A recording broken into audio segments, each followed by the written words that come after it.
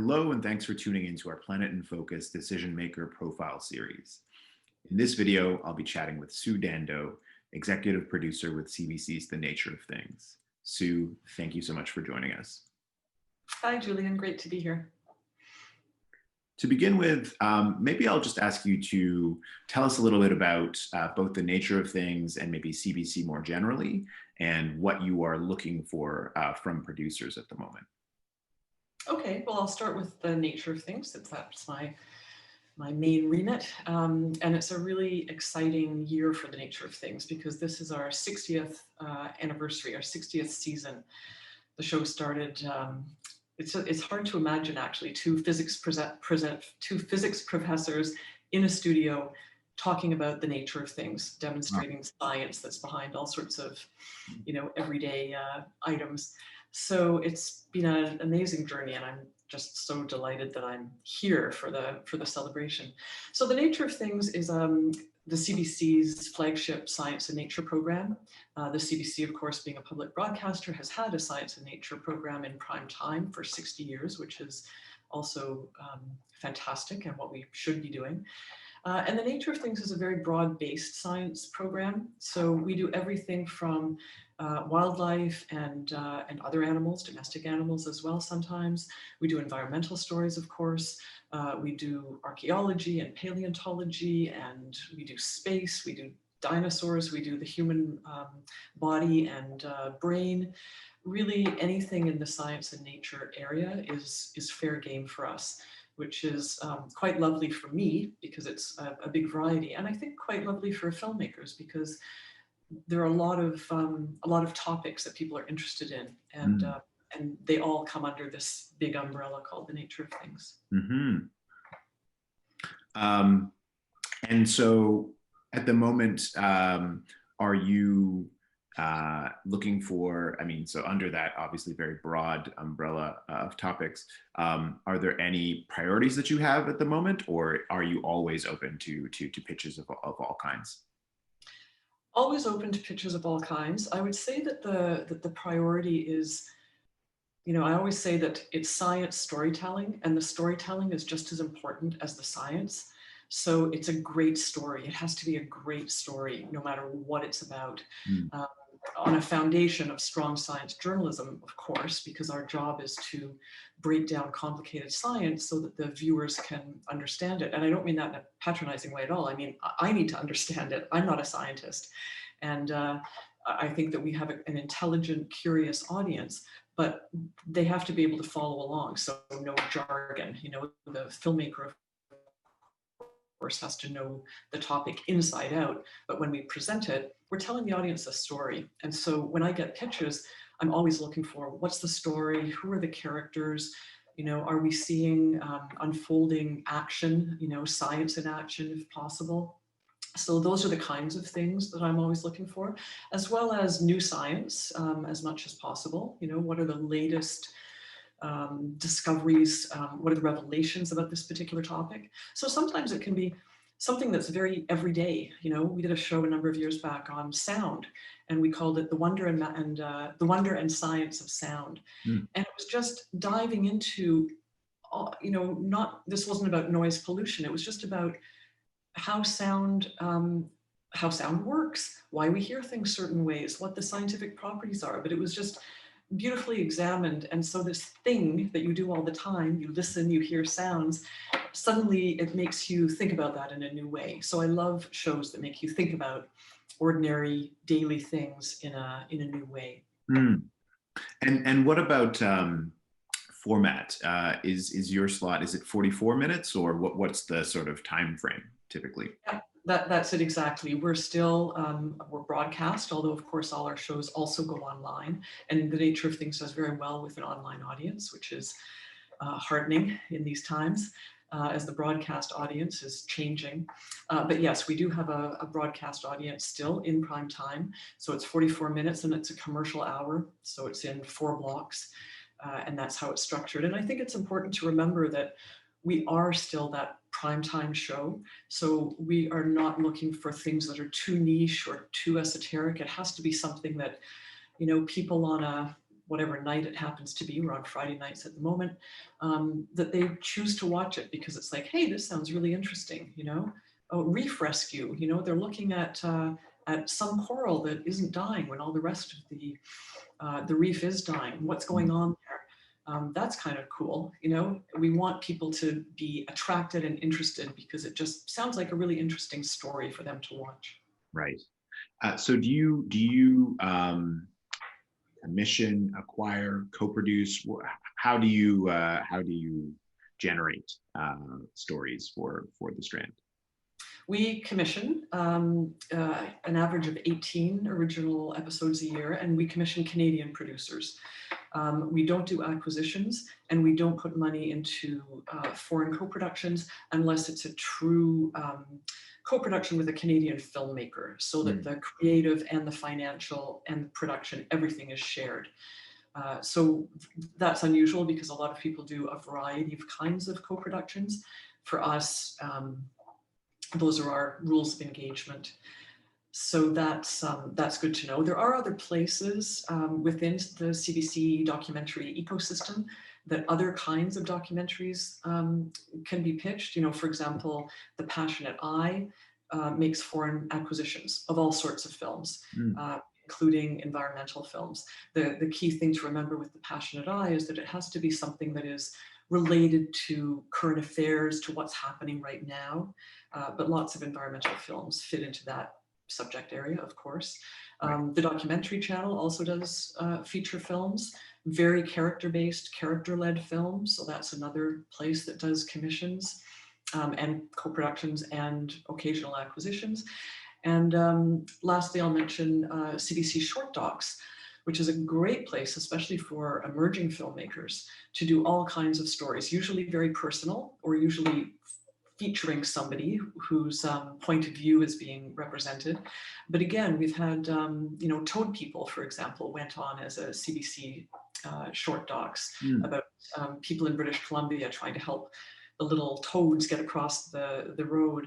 And we did the wonderful one about turtles, you know, turtles being, I think it was at Planet in Focus as well. Oh yeah, about the clinic that. Yeah. So that went on short docs, and those have found audiences as CBC short films. So that's another door to knock on when people come to CBC. I'm wondering what stage of a project is the best time to approach you with a pitch? I love hearing about it at the beginning, like early. You know, sometimes that doesn't happen. Sometimes somebody's been mulling about something for a very long time, and when they come to me, it's, you know, they've got it all thought out. But more often, somebody has a really cool idea and some idea, nothing locked in stone, about how they're going to explore it. And I really like being part of that conversation. So I can ask my questions. I can let the filmmaker know the kinds of things that we might expect in terms of character, in terms of approach. And so it's really great. And with co-productions, I would say even more so, that if you've got more than one partner in, you really want to get on the same page at the beginning. Or if you're not on the same page, but you both like the story, you want to figure that out too. Like, we're going to have a host. Oh, we're not. Okay, so we're making two versions here. Let's talk about that and see how we're going to go down that road. And we've certainly done that with many shows where, you know, our version has David Suzuki hosting it. The BBC's version has David Attenborough hosting it. And then there's another version that has no host that France or Germany might take. So just talking about all of that early on is really important. We do have development money, often to do further research or to find characters, and sometimes to do a bit of shooting, so that if there's a key character, for example, we did a show this year called Takea Lone Wolf, about a wolf that had swum to an island off Victoria and had lived on its own for 7 years. And there was a photographer conservationist who had been filming the wolf for all this time.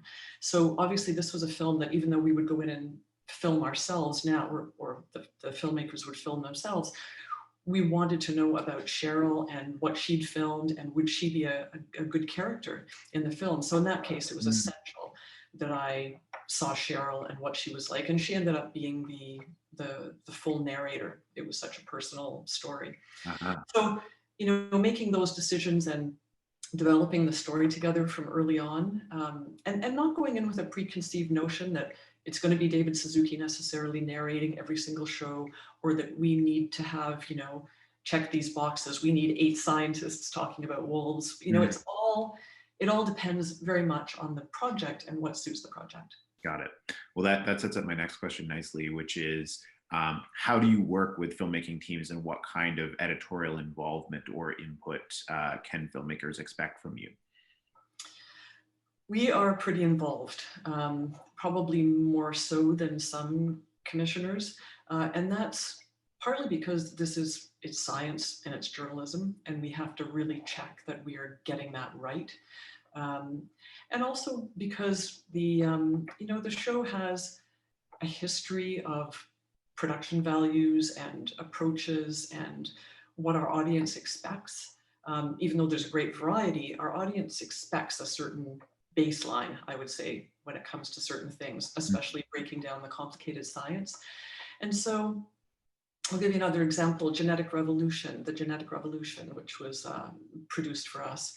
Um, uh, and the filmmakers and I and Caroline Underwood, who I know is involved often with Planet in Focus, Mhm. we had many, many discussions in the very early going about, we're talking about CRISPR technology, we're talking about genetic engineering and genetics in general. And I mean, you can get into the scientific weeds very quickly and Mm, never emerge. And so how much of that do you put on air, and how do you illustrate? We were really interested in the questions of morality around it. Is CRISPR good or is it bad, to put it really baldly and somewhat stupidly? But it did lead us down that path of how is it being used? What are the best examples and the best stories? And and where do we put in the science so that you don't get stuck on these kind of globs of, lumpy science that mm, you're going along in the story and then suddenly it's like, oh, and now, scientific interlude. We try to avoid those and have them blended into the story. And that is so tough. And I think that's another reason that we stay so involved is we're asking so much of the filmmakers. They have to learn their topics inside out, get familiar with all that jargon, and then lose it all so that it's in clear narrative storytelling English. mhm. And so it just takes a lot of brain power and creativity, and our filmmakers deliver that again and again and again.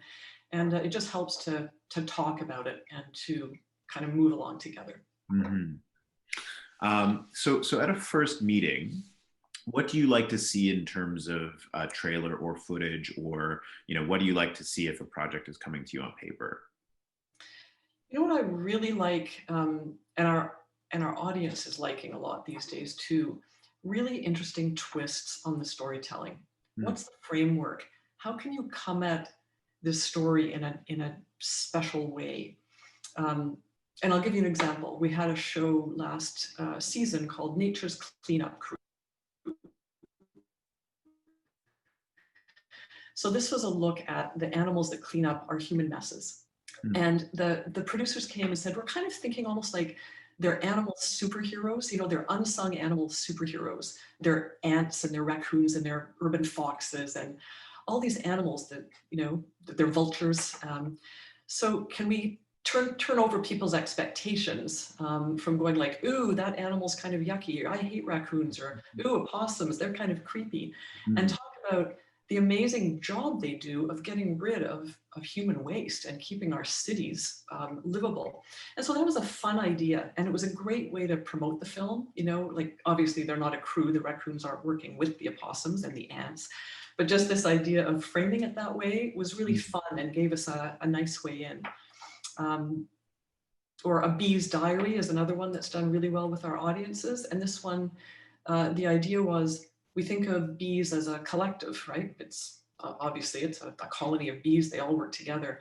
But what if we just looked at the life of one single bee?